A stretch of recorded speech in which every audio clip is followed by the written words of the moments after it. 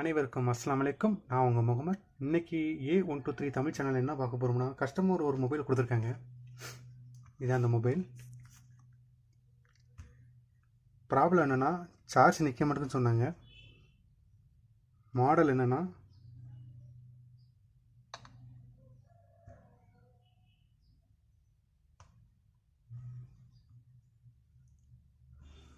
Poco C50. இதுதான் இதோட model number. சரி வாங்க என்ன பிரச்சனை இருக்குன்னு பார்ப்போம். இந்த மாதிரி பேட்ரி நிற்க மாட்டேங்குன்னா, ஒன்று நைட்டு முழுக்க சார்ஜ் போடுறது கம்ப்ளைண்ட்டாக இருக்கலாம், இல்லைன்னா போர்டு ஷார்ட்டாக இருந்தாலும் இந்த மாதிரி கம்ப்ளைண்ட் வரும். போர்டு ஷார்ட்டாக இருந்துச்சுன்னா, உங்களுக்கு மில்லி ஆம்ப்ஸர் எடுத்துக்கிட்டே இருந்துச்சுன்னா பேட்ரி சார்ஜ் நிற்காது. அது மாதிரி நைட்டு ஃபுல்லாக சார்ஜ் போட்டு இது பண்ணாலும் இதாக இருக்கும். அது மாதிரி சரியாக சார்ஜ் போடாமல் இருந்தாலும் 20% மேலே சார்ஜ் இறங்கினப்புறம் நீங்கள் யூஸ் பண்ணிக்கிட்டே இருந்தாலும், ரொம்ப ட்ரெயின் ஆக்கி சார்ஜ் போட்டாலும் உங்களுக்கு வந்து பேட்ரி நிற்காது. இந்த மாடலை பொறுத்த வரைக்கும் இப்போ என்ன கம்ப்ளைண்ட்னா, கஸ்டமர் கொடுத்த வரைக்கும் பார்த்தீங்கன்னா பேட்ரி ரொம்ப ஒப்பிடுச்சு. தெரியுதா உங்களுக்கு? பார்த்தாலே தெரியும், பேக் டோர்லாம் தென்னி போய் நிற்கி. இது வந்து நைட்டு ஃபுல்லாக சார்ஜ் போட்டிருப்பான்னு நினைக்கிறேன், அதனால தான் இந்த மாதிரி பிரச்சனை வந்திருக்கும். சரி, மொபைலை ஃபஸ்ட்டு சுவிட்ச் ஆஃப் பண்ணிக்கலாம். ஃபஸ்ட்டு எந்த ஒரு மொபைலாக இருந்தாலும் சுவிட்ச் ஆஃப் பண்ணிட்டு ஃபோனை கழட்டுறது நல்லது. இதுக்கு ஃபஸ்ட்டு நம்ம பேட்டரி என்ன சேஞ்ச் பண்ணணும். அதுக்கு முன்னாடி இதுக்கு ஷார்ட் இருக்கான்னு பார்த்து தான் சேஞ்ச் பண்ணணும். ஷார்ட்டை வச்சுக்கிட்டே நீங்கள் வந்து மொபைலை வந்து இது பண்ணிங்கன்னா, திரும்ப நீங்கள் பேட்டரி போட்டாலும் இதே மாதிரி 35 இல்லைன்னா பேட்டரி சரியாக சார்ஜ் நிற்காமல் போகும். சுவிட்ச் ஆஃப் பண்ண பிறகு சிம் கார்டை கட்டணும்.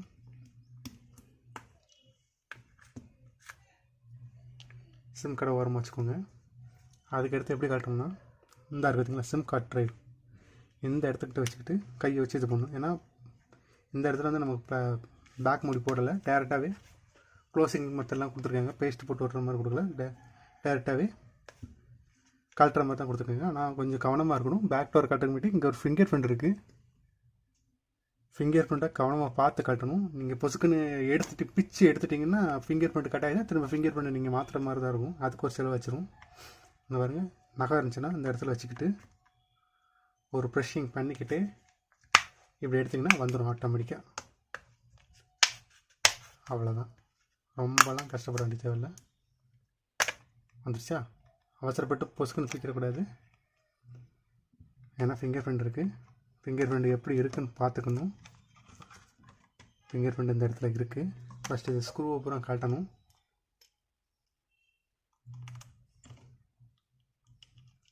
பேட்டரியை பார்த்தீங்களா எப்படி உப்பி இருக்குன்னு பார்த்தீங்களா? இதனால தான் உங்களுக்கு சார்ஜ் நிற்கலை உங்களுக்கு கஷ்டமருக்கு.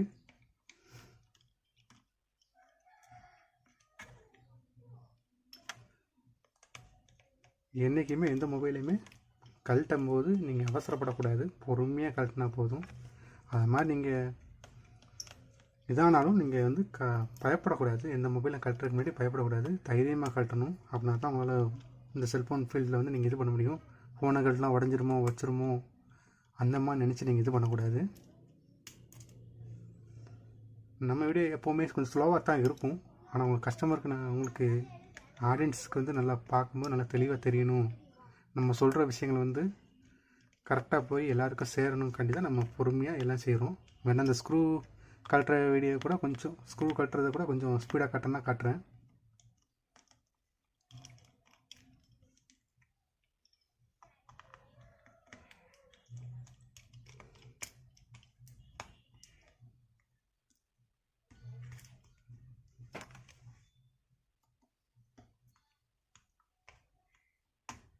இந்த மாதிரி ஸ்க்ரூ வரலன்னா என்ன செய்யணும்னா,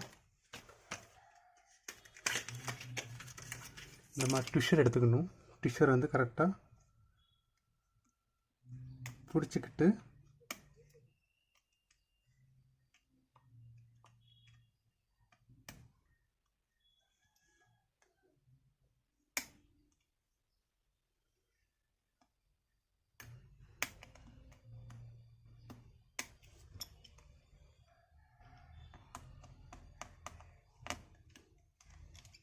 வந்துட்டு பார்த்தீங்களா? அவ்வளோதான். திரும்ப இந்த ஸ்க்ரூ அதுக்கடுத்து ஸ்க்ரூவெலாம் கழட்டியாச்சு. இந்த ஸ்பைடெலாம் கழட்ட வேண்டியலாம், இது மட்டுமே போதும் நமக்கு. இந்த இடத்துக்கிட்ட வச்சுக்கிட்டு லைட்டாக எடுத்திங்கன்னா வந்துடும். அவ்வளோதான். ஃபஸ்ட்டு எடுத்தோன்னே பேட்டரியை கழட்டி விட்ருங்க. அதுக்கடுத்து ஃபிங்கர் பிரிண்ட்டை கழட்டி விட்ருங்க.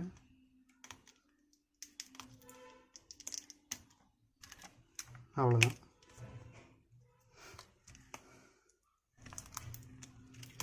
பேட்டரியை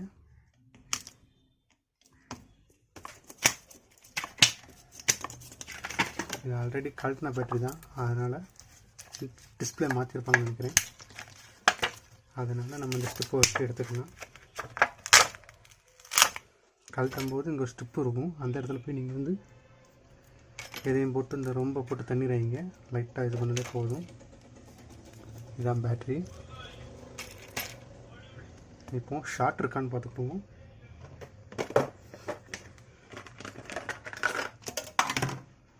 ஷார்ட் இருக்கான்னு பார்க்குறதுக்கு மல்டிமீட்டரில் வந்து கண்டினியூ மோடு வச்சுக்கோங்க. வச்சுக்கிட்டு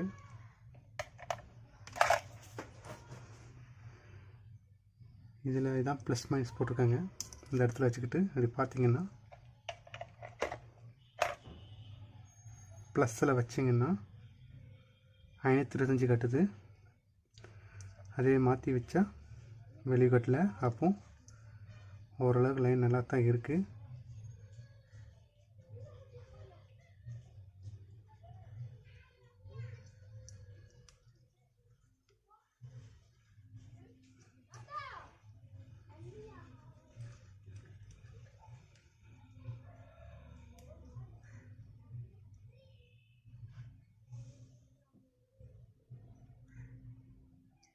இல்லை உங்களுக்கு பீப் சவுண்டு கேட்கலாம், நான் உங்களுக்கு வேறு மல்டிமீட்டர் காட்டுறேன். இது வந்து பீப் சவுண்டு கிடையாது.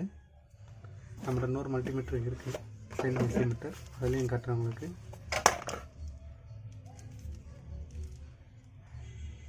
வீடியோ லென்த்தாக இருக்குன்னு பயப்படாதீங்க, உங்களுக்கு நான் தெளிவாக சொல்லித்தரணுங்காண்டி தான் நான் இவ்வளோ இது பண்ணுறேன். இல்லைன்னா நான் ஃபாஸ்ட்டாக செஞ்சுட்டு போயிடுவேன். இதெல்லாம் எனக்கு டக்கு டக்குன்னு செய்யக்கூடிய வேலை தான். உங்களுக்கு நான் சொல்லித்தரணுங்காண்டி தான் கனெக்டிவ் மோடில் வச்சுருக்கேன். வச்சிங்கன்னா இதில் வச்சிங்கன்னா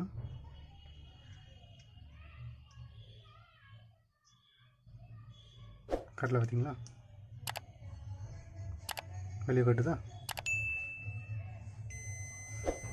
சவுண்டு கேட்கா.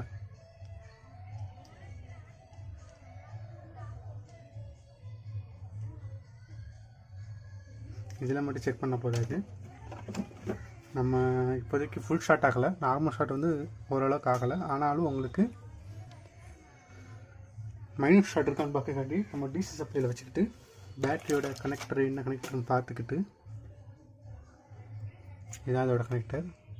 இந்த கனெக்டருக்கு ஏற்ற மாதிரி இந்த பின்கள்லையும் இதே மாதிரி டிசி சப்ளையில் வச்சு நான் செக் பண்ணிட்டு வரேன். அதுலேயும் ஷார்ட் ஏதாச்சும் இருக்கான்னு பார்த்துக்கிட்டு அதுக்கடுத்து பேட்டரி மாட்டணும். நான் பார்த்துட்டு வரேன்.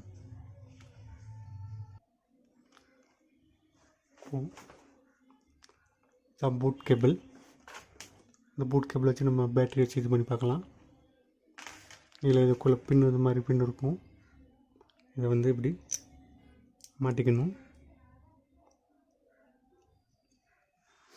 பூட் கேபிள் மாட்டியாச்சு. டிஸ்பிளே ஆன் பண்ணுறோம். இதில் எந்த ரீடிங்குமே ஓடலை அப்படின்னா மொபைல் வந்து ஷார்ட்டில் இல்லை, ஃபுல் ஷார்ட் இல்லை, மைனஸ் ஷார்ட்டும் இல்லை. இப்படி வச்சுட்டு ஃபோனை வந்து பவர் பட்டன் அமுக்கிட்டிங்கன்னா ரீடிங் வருது பார்த்தீங்களா.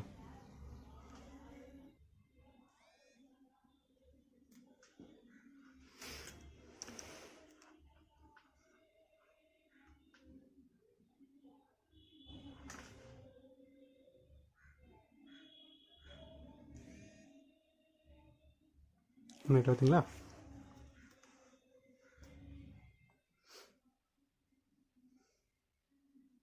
உங்களுக்கு காட்டுறதுக்காண்டி கஷ்டப்பட்டு நான் இது பண்ணுறதுனால கொஞ்சம் இதாக இருக்குது. இல்லைனா கரெக்டாக கீழே வச்சு உங்களுக்கு காட்டுக்குவேன். உங்களுக்கு இந்த ரீடிங்கும் இதுவும் காட்டுறதுக்காண்டி இது பண்ணேன். அவ்வளோதான். ஷார்ட்டில் நமக்கு ஃபோனை இதை ஆன் பண்ணிக்கலாம்.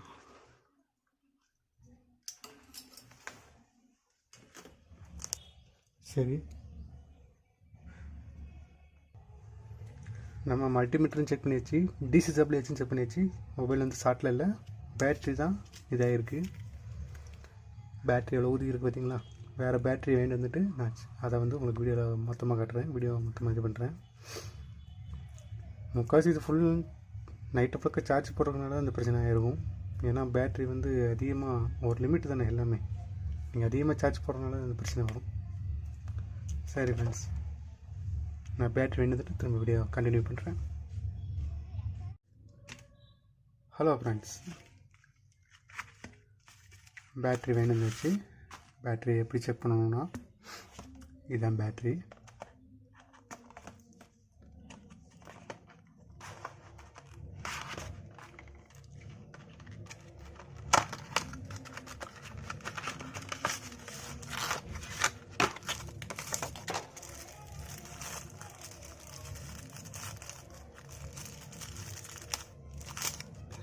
பேட்ரி நீங்கள் எப்படி செக் பண்ணி வேண்டாம்னா, இதே பேட்ரி எப்படி வாங்கணுமா அதான் இருக்குதுங்களா. பேட்டரியில் ஒரு நம்பர் கோடிங் கொடுத்துருப்பாங்க, மாடல்னு போட்டு BN5F. இந்த மாதிரி தான் பார்த்து அவங்களோட கடை நீங்கள் வாங்குகிற கடையில் சொன்னீங்கன்னா அவங்க பார்த்து எடுத்து தருவாங்க. சரிங்களா.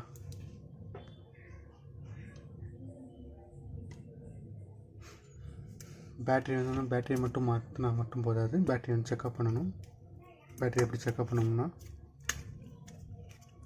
ஃபஸ்ட்டு பேட்டரியை மாட்டி ஆன் பண்ணி பார்க்கணும் பேட்டரி இருக்கா வைக்கான்னு.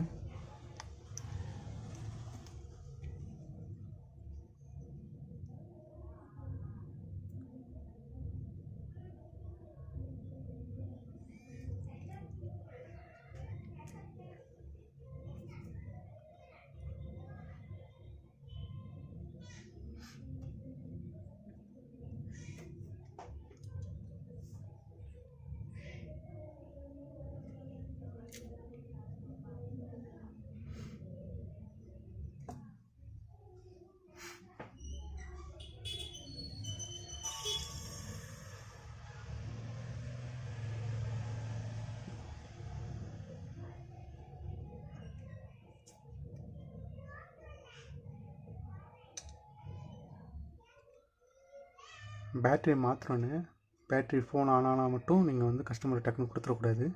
பேட்ரி சார்ஜ் ஒழுங்காக நிற்கா, சார்ஜ் போட்டால் உங்களுக்கு வந்து கரெக்டாக சார்ஜ் ஏறுதான்னு பார்க்கணும். ஃபஸ்ட்டு செக்கப் எப்படின்னா, சில பேட்ரி வந்து உங்களுக்கு சார்ஜ் ஏறாது ஒழுங்காக. இது உங்களுக்கு சார்ஜ் ஏறுது, ரீடிங் 1.7 எடுக்கு. இப்போ 59 பாயிண்ட் இருக்குது. கொஞ்ச நேரம் சார்ஜ் போட்டு பார்ப்போம் எப்படி ஏறுதுன்னு.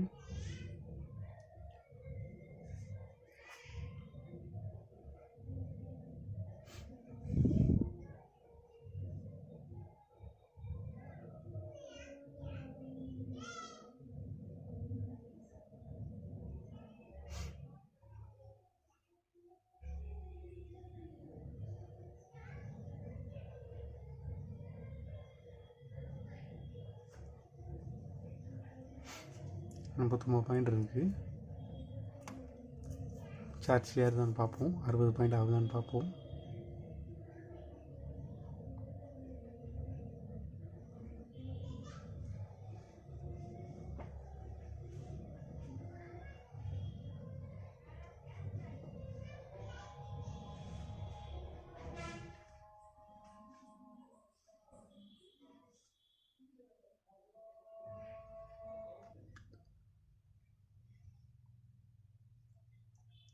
ம் 60 பாயிண்ட் ஏறி இருக்கு பாருங்கள், உங்களுக்கு வீடியோவில் தெரியும். 59 இருந்துச்சு, இப்போ 60 ஆயிடுச்சு. சார்ஜ் ஏறுது. ஓகே, அதுக்கடுத்து என்ன செய்யணும்னா,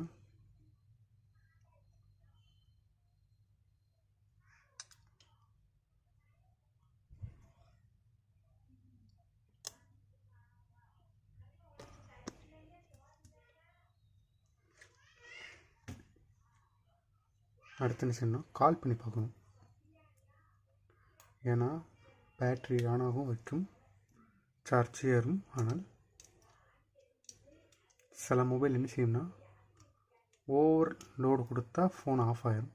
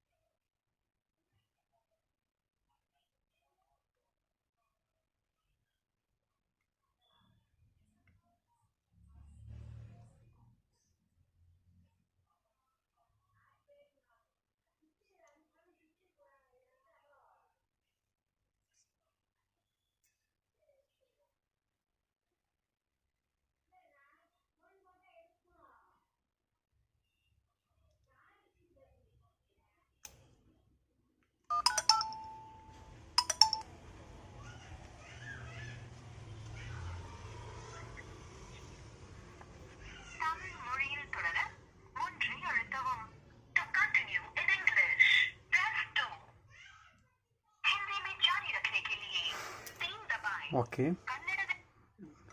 பேசும்போது ஒன்றும் இதாகலை. இன்னும் ஓவர்லோடு கொடுத்து பார்ப்போம். நம்ம யூடியூப் சேனல்லே போயிட்டு நம்ம சேனலை வந்து ரன் பண்ணி பார்ப்போம். எப்படி ரன் ஆகுதுன்னு பார்ப்போம். வீடியோ ரன் ஆகிடுச்சுன்னா உங்களுக்கு வந்து பேட்ரி ஓரளவுக்கு நல்லா இதாக இருக்குன்னு அர்த்தம். சில ஃபோன் வந்து என்ன செய்யணும்னா கால் பண்ணும்போது டஃப்னு ஆஃப் ஆகிரும். இது பண்ணும்போது நல்லாயிருக்கும். நான் கால் பண்ணும்போது என்ன செய்யணும்னா ஆஃப் ஆகிரும். அதுக்கு தான் இவ்வளோ வந்து செக்அப் பண்ணுறோம். செக்அப் பண்ணுறது வந்து தப்பு கிடையாது. என்றைக்குமே நம்ம சேனலோட நேம் அடித்து பார்ப்போம்.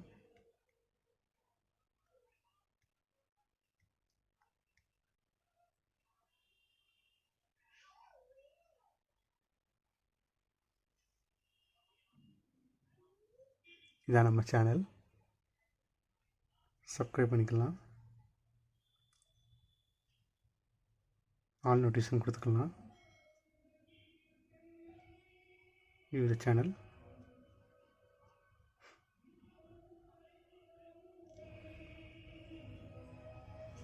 ஏற்கனவே இந்த மாதிரி வீடியோ ஒன்று அப்லோட் பண்ணியிருக்கேன். அந்த வீடியோ ரன் பண்ணி பார்ப்போம் எப்படி ரன் ஆகுதுன்னு.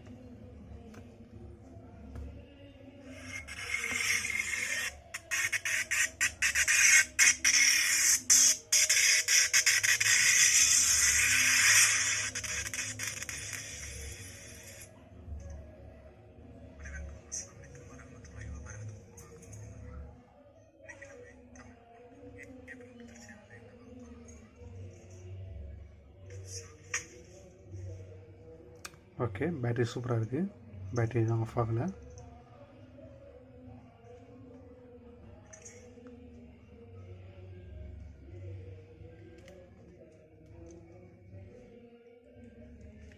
பேட்டரி நம்ம ஃபிட் பண்ணுறது தான் வேலை.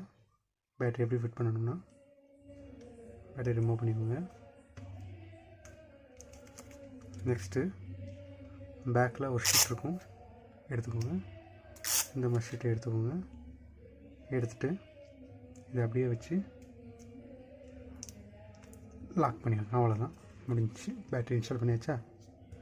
திரும்ப பேட்டரி கனெக்டரை மாட்டிக்கோங்க. சாரி, ஃபிங்கர் பிரிண்ட் இருக்குது, நான் பேட்டரி கனெக்டர் ரிமூவ் பண்ணிக்கிடுவேன். அதுக்கடுத்து சிம் கார்டு டிரைவையும் கழட்டிடுங்க. ஏன்னா நம்ம சிம் கார்டு டிரைவை நம்ம செக் பண்ணிட்டோம்னா பேக் டோரை மாட்ட முடியாது, வேறு கஷ்டமாக இருக்கும்.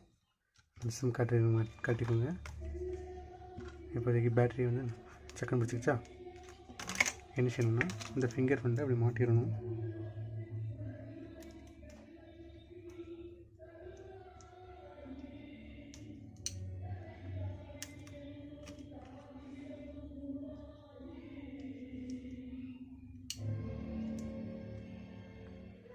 இது எனக்கு கொஞ்சம் கஷ்டமாக இருக்குது. நான் மாட்டிக்கிடுது.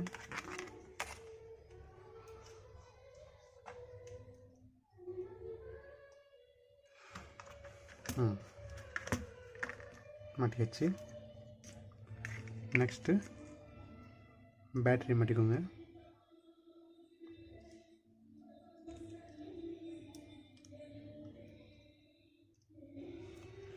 மாட்டியாச்சா? அதுக்கடுத்து இந்த டோர் இதை மாட்டிக்கோங்க. இப்படி அதுக்கடுத்து எல்லாம் கரெக்டாக இருக்கான்னு பார்த்துக்கோங்க. எல்லா ஸ்டெப்பும் கரெக்டாக மாட்டிருக்கான்னு பார்த்துட்டு அதுக்கடுத்து மாட்டுங்க.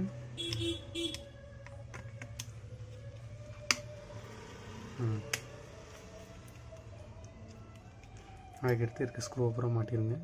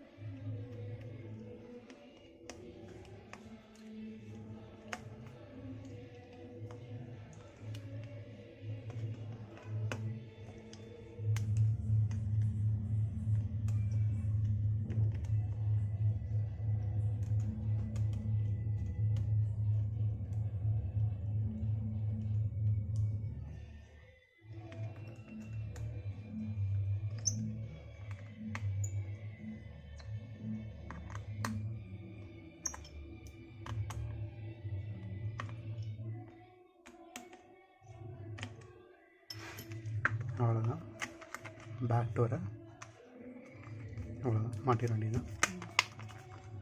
லாக் பண்ணிங்கன்னா ஆட்டோமேட்டிக்காக லாக் ஆகிடும். ஆக்கி வச்சுட்டிங்களா?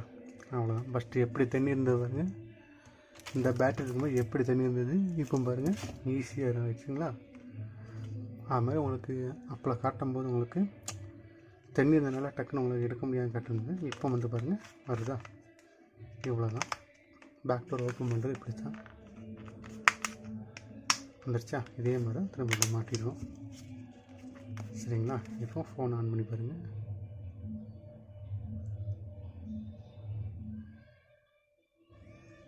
ஃபோன் ஆன் ஆகிடுச்சு. சிம் கார்டையும் மாட்டிட வேண்டியதான். இவ்வளோ தான் இந்த ஃபோனோட பேட்ரி சேஞ்ச் பண்ணுற வீடியோ ஸ்லோவாக இருக்கும். பட் ஆனால் நான் நிறைய விஷயங்கள் உங்களுக்கு இதில் சொல்லியிருப்பேன். எப்படி மாட்டணும் வைக்கணும் செக் பண்ணுற விஷயங்கள் வரைக்கும் எல்லாம் சொல்லியிருப்பாங்க. ஆனால் நிறைய யூடியூப் சேனல் என்ன சொல்லியிருப்பாங்கன்னா, பேட்டரி வேண்டுன்னு மாட்டியிருப்பாங்க இது மாதிரி சொல்லி தருவாங்க. ஆனால் நான் எது சொன்னாலும் தெளிவாக சொல்லணும், உங்களுக்கு எல்லாம் தெளிவாக புரியணும். நீங்கள் வந்து இந்த மாதிரி ஒரு பேட்டரியை மாற்றுறீங்கன்னா உங்களுக்கு எந்த பிரச்சனையும் இல்லாமல் மாற்றுறதுக்கான ஃபுல் இதை பற்றி நான் சொல்லி தந்திருக்கேன். சரிங்களா? அதனால் வீடியோ கொஞ்சம் பெருசாக லென்த்தாக போகுங்காட்டி பார்க்காதீங்க. நான் சொல்லித்தர கண்டென்ட் என்னென்னு மட்டும் பாருங்கள். சரிங்களா?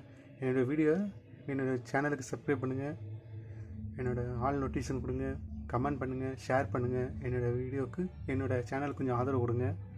நீங்கள் ஆதரவு கொடுக்க வச்சு தான், உங்களோட கமெண்ட்ஸ் எல்லாத்தையும் வச்சு தான் நான் வந்து என்னோடய வீடியோ வந்து எப்படி இருக்குது ஏது இருக்குங்கிற பற்றி நான் புரிஞ்சுக்கிற முடியும். என் வீடியோ நல்லா இருக்கா, மக்களுக்கு கரெக்டாக நான் விஷயங்களை சொல்லித்தரேனா வைக்கிறேங்க பற்றி எல்லாமே எனக்கு அப்போ தான் புரியும். என்னோடய வீடியோ நீங்கள் சப்ஸ்கிரைப் பண்ணுற வச்சு தான், எனக்கு ஆதரவு கொடுக்க வச்சு தான் நான் வந்து அடுத்தடுத்த வீடியோக்குள்ளே வந்து உங்களுக்கு இன்னும் தெளிவாகவும் அழகாகவும் சொல்லித்தரது மாதிரி எனக்கு இருக்கும். சரி, அடுத்த வீடியோவில் பார்ப்போம். இதே மாதிரி வேறு ஏதாச்சும் செல்ஃபோன் வந்துருந்துச்சுன்னா அதோட கம்ப்ளைண்ட் என்ன, அதோட பிரச்சனை என்ன, அது எப்படி சால்வ் பண்ணலாம் பற்றி பார்ப்போம். அனைவருக்கும் அஸ்ஸலாமு அலைக்கும்.